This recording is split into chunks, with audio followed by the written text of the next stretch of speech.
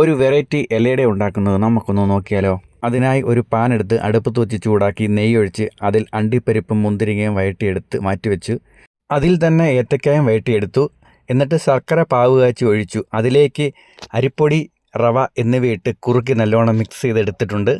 ഇവയെല്ലാം കൂടെ അടുപ്പിലിരുന്ന് റെഡിയായി വരുമ്പോഴത്തേക്കിനും നേരത്തെ തിരുമ്മി വെച്ച തേങ്ങ ഇട്ട് കൊടുത്തു.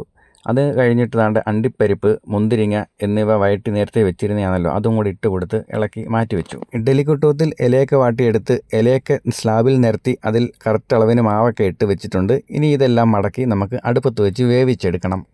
പിന്നെ സമൂസ ഷീറ്റും ചിക്കനൊക്കെ വെച്ച് ചെയ്യുന്ന കാണാൻ ഭംഗിയുള്ള ഒരു വെറൈറ്റി പലഹാരത്തിൻ്റെ വീഡിയോ നമ്മുടെ ചാനലിൽ അപ്ലോഡ് ചെയ്തിട്ടുണ്ട്. അതും കൂടെ കയറി കാണുക. അതിൻ്റെ ലിങ്ക് ഞാൻ താഴെ കൊടുത്തേക്കാം. അതുകൂടെ നമ്മുടെ ഇലയുടെ റെഡിയായി വന്നിട്ടുണ്ട്. എല്ലാം കൂടെ നമ്മുടെ അടുപ്പത്തേക്ക് വെച്ച് കൊടുത്ത് ഇനി വേവിച്ചെടുക്കണം.